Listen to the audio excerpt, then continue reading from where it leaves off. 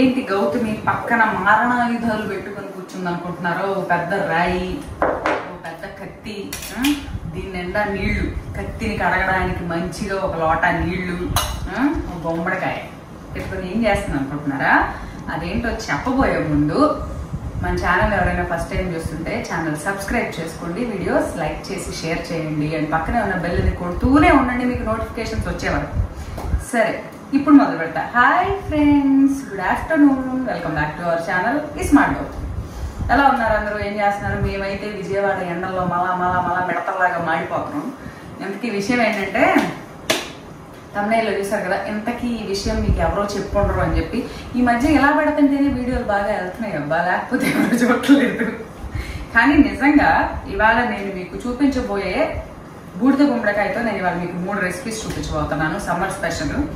అందులో 2 అయితే నాకు తెలిసి చాలా మందికి తెలిసి ఉండొచ్చు, 1 మాత్రం ఎప్పుడు చేసి ఉండరు, ఎందుకంటే నేనే చేయలేదు, ఫస్ట్ టైం ట్రై చేస్తే చాలా బాగా వచ్చింది, అందుకని చెప్పి నేను మీకు చూపిస్తున్నా.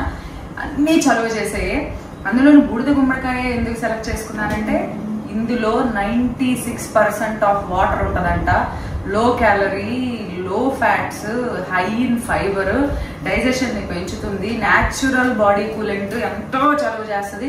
ఒంట్లో మనం బయటకు వెళ్ళో లేకపోతే ఇంటికి ఆర్డర్ చేసుకుని అప్పుడప్పుడు ఏదన్నా, లేకపోతే చీట్ డే పెట్టుకున్న వాళ్ళు ఆయిలీ ఫుడ్ అని, డీప్ ఫ్రైడ్ ఫుడ్స్ అని, జంక్ ఫుడ్స్ అని, రకరకాల ఫుడ్స్ తిని లోపల కొలెస్ట్రాల్ని, బాడీకి హార్మ్ చేసే ఫ్యాట్స్ని అన్నింటినీ చెత్తని పడేస్తాం కదా, ఆ చెత్తని ఫ్లష్ అవుట్ చేసి కాన్స్టిపేషన్ ప్రాబ్లం ఉన్నా కూడా తగ్గించి, అసలు ఇంకా దీనికి ది బెస్ట్ మెడిసిన్ అని చెప్పొచ్చు బూడిద గుమ్మడికాయ.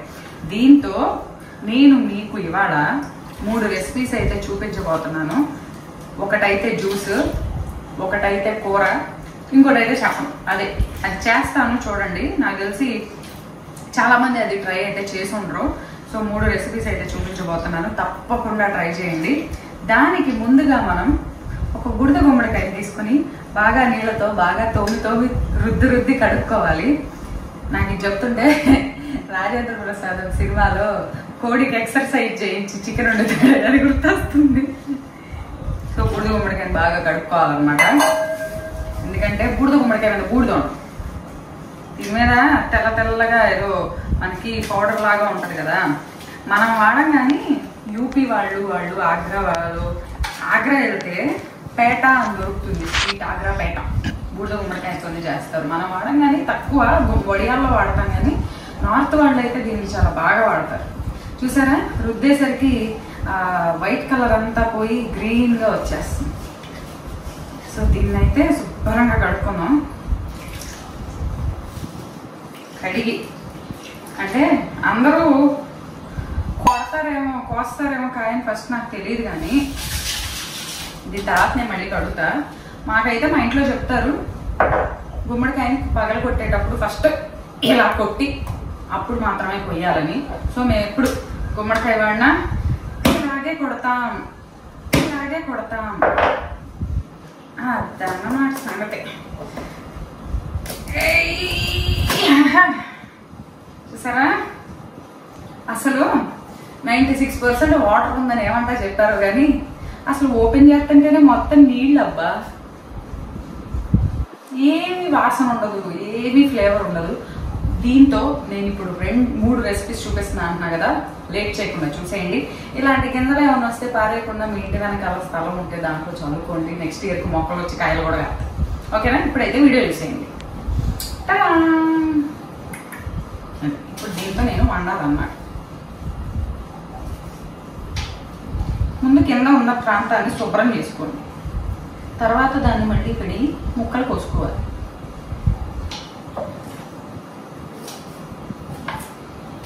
ఇక్కడ కొంచెం పాడైనట్టయింది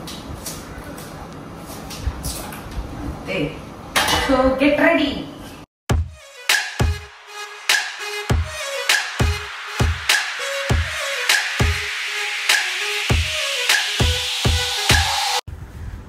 ఫస్ట్ అయితే పగలు కొట్టాం కదా గుమ్మడికాయని, చెప్పాను కదా మేము, మరి నాకు రీజన్ తెలియదు కానీ మా ఇంట్లో అంటే అందరూ అంతే చేస్తారేమో, గుమ్మడికాయ కోసిన కూర వండేటప్పుడు కూడా కత్తితో కోయకుండా మామూలుగా కింద పగలగొట్టి రాయితోనో లేకపోతే కింద కొట్టి అప్పుడు కోస్తాం అనమాట.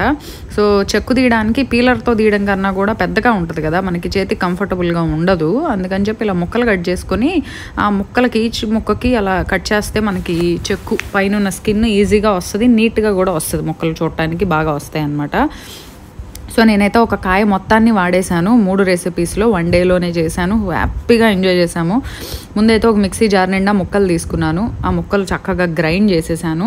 గ్రైండ్ చేసేస్తే చిక్కటి పేస్ట్ వచ్చింది. దాన్ని ఒకసారి స్ట్రెయిన్ చేసుకొని ప్యూరీలాగా వస్తుంది. కావాలంటే డైరెక్ట్గా తాగేయచ్చు, కానీ వాటరీగా ఉంటే మనకి బాగుంటుంది, నోటికి అలవాటు లేని వాళ్ళు అయితే కష్టం కదా.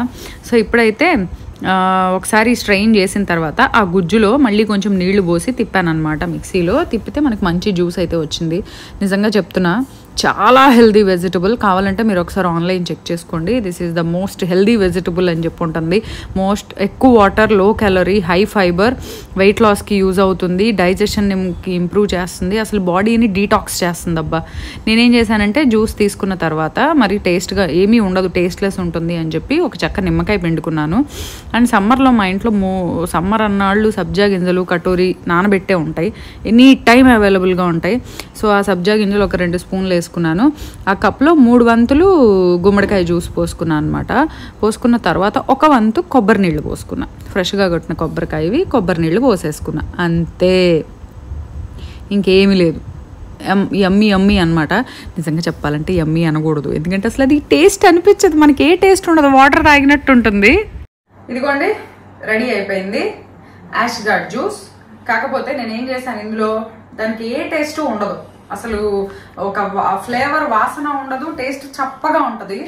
అందుకని చెప్పి దాంట్లో నేను కొంచెం లెమన్ జ్యూస్ వేసుకున్నా, కొంచెం సబ్జా గింజలు వేసుకున్నా, కొద్దిగా కొబ్బరి నీళ్ళు పోసా. మీకు కావాలంటే కొంచెం సాల్ట్ కూడా వేసుకోవచ్చు. సో నేను ఇప్పుడు తాగి చూపిస్తాను ఎలా ఉంటుందో ఏంటో అని చెప్పి. ఈ మధ్య ఏదైనా ఒక జ్యూస్ కానీ డ్రింక్ కానీ తాగి చూపిస్తా, పెద్ద గుట్టకేస్తాను, గబుక్కుని ఒక్కోసారి ఎక్కువ తీసేసుకుంటాను అని మింగితే దానికి ఇంటికి అవుతుంది బాగాలేదా మొహం అలా పెట్టారేంటి అంట. బాగోపోతే నేను అసలు చూపిను. సహజంగా తాగేటప్పుడు గబుక్కుని ఒక్కోసారి ఎక్కువ మింగేటప్పుడు ఏదో ఒకటి సంథింగ్ ఆల్వేస్ హీ అని నవ్వుతా ఎక్స్ప్రెస్ చేస్తా, తీయలేను కదబ్బా. అలా నటించడం అంటే మన వల్ల కాదు. అట్లా అంటే బాగోనిది కూడా బాగుంది అని చూపించేటప్పుడు అట్లా నవ్వుతా చేయాలి, ఎందుకంటే అది ఎక్స్ప్రెషన్స్ లో తెలియాలి కాబట్టి. మనం అలా చేయడం మనకు చేత కాదు, ఉన్నది ఉన్నట్టు స్ట్రైట్ గా చూపించడమే, బాగుంటేనే చూపిస్తా. సో ఇప్పుడైతే నేను ఇది తాగుతున్నాను. ఇన్ని కలిపినా కూడా ఏ టేస్ట్ లేదు, కానీ టేస్ట్ లేకపోయినా హెల్త్కి మంచిది. కాకరకాయ జ్యూస్ అనుకోండి చేదుగా ఉంటుంది అనుకోవచ్చు, పొట్లకాయ అనుకోండి ఇంకేదో వాసన వస్తుంది అనుకోవచ్చు, కానీ దీనికి అసలు ఏమీ ఉండదు. హ్యాపీగా మంచినీళ్ళు తాగినట్టు తాగేయచ్చు. మీకు చిక్కగా ఇష్టం లేదనుకుంటే కొంచెం ఎక్కువ వాటర్ డైల్యూట్ చేసుకుని పలచగా చేసుకోండి, అంతే, మంచినీళ్ళు అలాగా.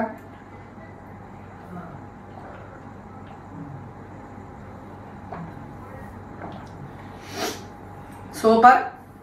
ఇవాళ తాగే కదా, రేపు నా పొట్ట క్లీన్ అయిపోద్ది అనమాట అది. సో ఇప్పుడు నెక్స్ట్ రెసిపీస్ చూసేయండి. ఇంకోటి చెప్పా కదా, ఇంతవరకు మీరు ఎప్పుడు చేసి ఉండరు అని చెప్పి. నాకు తెలిసి ఇలా అయితే ఎవరు ట్రై చేసి ఉండకపోవచ్చు, చేసుంటే ఓకే, చేయని వాళ్ళ కోసం చెప్తున్నా. నేనైతే ఎప్పుడు చేయలా, ఇది సెకండ్ టైం చేయడం. ఎందుకంటే 1 టైం ట్రై చేసి బాగుంది, చేయొచ్చు, ఇది మీకు చూపించవచ్చు అనుకున్నాకే నేను చేస్తున్నాను.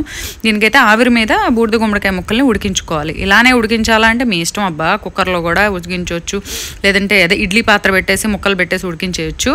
ఆ ముక్కలన్నీ మంచిగా ప్యూరీ లాగా గ్రైండ్ చేసుకోండి చల్లారాక. తర్వాత ఒక గిన్నెలో 1 కప్పు గోధుమ పిండి, అలాగే ఒక 1/2 కప్పు రాగి పిండి ప్లేస్లో మీరు జొన్న పిండి, సజ్జ పిండి మీ ఇష్టం. నేనైతే రాగి పిండి తీసుకున్నాను. 1 కప్పు గోధుమ పిండికి 1/2 కప్పు రాగి పిండి. మామూలుగా నేను పుల్కాలు చేసినా కూడా గోధుమ పిండి రాగి పిండి మిక్స్ వేసుకున్నాను. దాంట్లో టేస్ట్కి సరిపడా ఉప్పు, కొంచెం పసుపు. నేను పసుపు కూడా రెసిపీస్లో బాగా ఎక్కువగా వాడుతూ ఉంటాను. అండ్ అలాగే ఒక 1 to 2 టేబుల్ స్పూన్స్ తెల్ల నువ్వులు. తెలుసు కదా, కాల్షియం ఎక్కువ ఉంటుంది, చాలా మంచిది ఆరోగ్యానికి, లేడీస్కి అందులో పర్టికులర్గా ఇంకా మంచిది బోన్ హెల్త్కి. సో అవి ఒక 2 టేబుల్ స్పూన్లు తెల్ల నువ్వులు వేసుకున్నాను. తెల్ల నువ్వుల ప్లేస్లో మీరు నల్ల నువ్వులు కూడా వేసుకోవచ్చు, ఏదైనా ఓకే. నల్ల నువ్వులు అనుకోండి రోటి మీద నల్లగా కనిపిస్తూ ఉంటే, తెల్ల ఏమో కనిపించవు. తర్వాత ఈ పిండి మొత్తాన్ని ఆ ప్యూరీతోనే కలుపుకున్నా, ఒక్క చుక్క నీళ్ళు కూడా ఇలా. అంటే నేను చేసిన ప్యూరీ ఒక 7-8 చపాతీలకి పుల్కాలకి సరిపోయేంత క్వాంటిటీకి వస్తుంది అనమాట. సో ఇలా పిండి మామూలుగా మనం చపాతీ పిండి ఎలా కలుపుకుంటాం అలా కలుపుకోండి. నేనైతే ఇంకా ఆయిల్ ఏమీ పర్టికులర్గా వేయలేదు, ఆ ప్యూరీనే చాలా బాగా కలుస్తుంది, చాలా సాఫ్ట్గా వస్తుంది పిండి.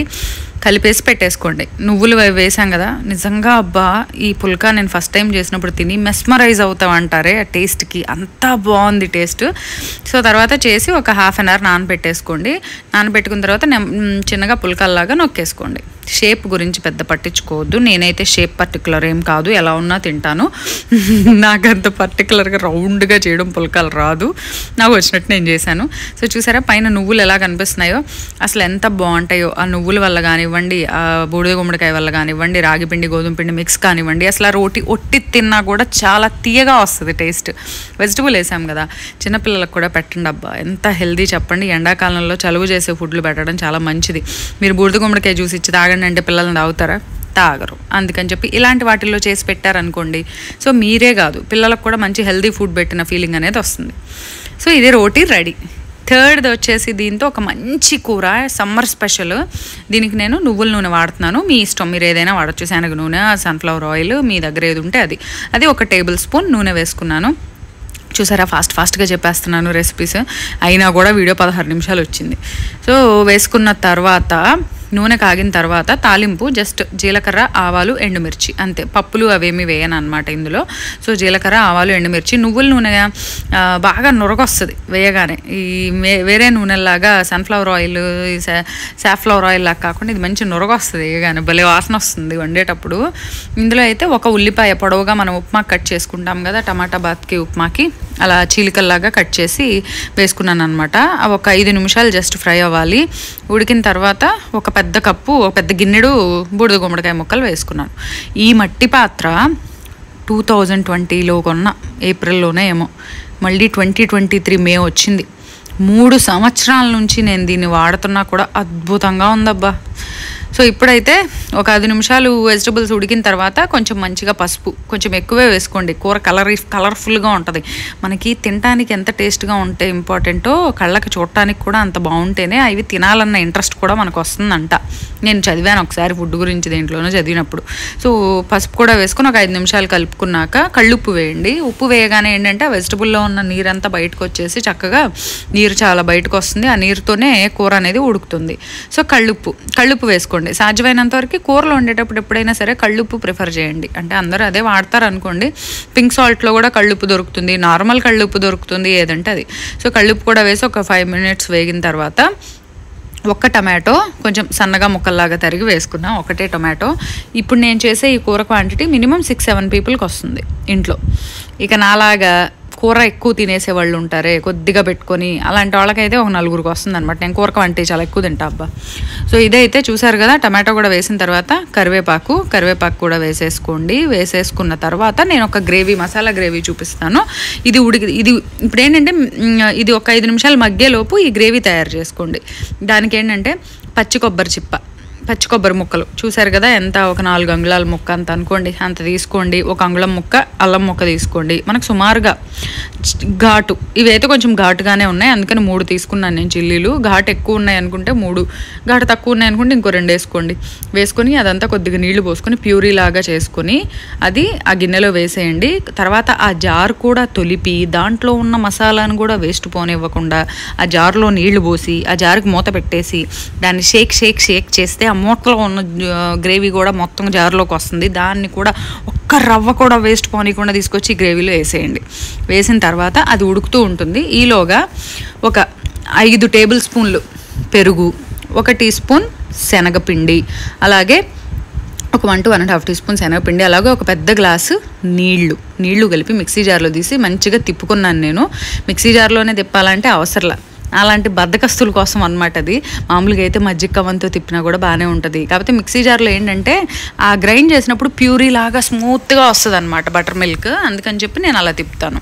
నేను మామూలుగా ఇంట్లో తాగడానికి మజ్జిగ చేసినా కూడా మిక్సీ జార్లోనే తిప్పుతాను. అప్పుడు మంచి తొలకలు ఏవి రాకుండా చక్కగా స్మూత్గా వచ్చేసి తాగడానికి బాగుంటుందని. సో ఈలోగా చూసారు కదా ముక్కలు కూడా ఉడికిపోయాయి. ఉడికాక స్టవ్ ఆఫ్ చేసేయండి. ఆఫ్ చేసేసి ఒక 5 minutes ఉంచండి. ఎందుకంటే వేడి మీద పోయొద్దు, మజ్జిగ పోస్తున్నాం కదా, ఒక్కోసారి ఏమవుతుందంటే వెంటనే విరిగిపోయే ఛాన్స్ ఉంటుంది.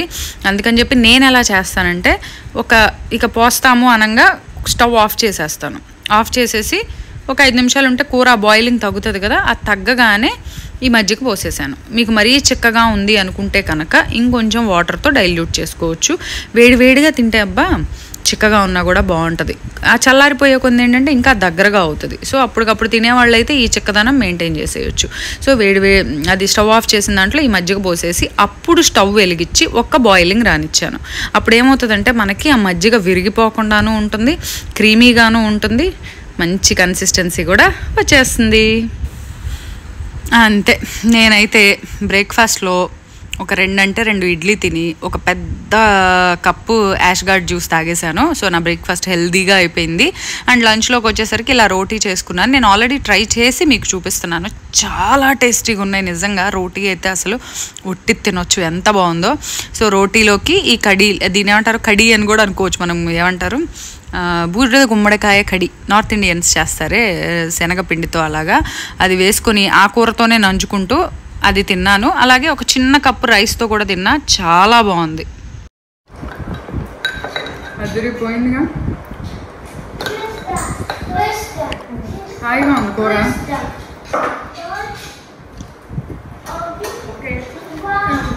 ఓ పక్కన హెల్దీ రైస్ తింటుంటే ఓ పక్కన బిర్యానీ చేసిన పిల్లలు.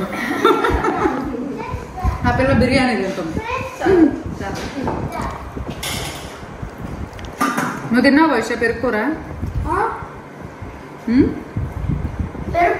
భలే ఉంది.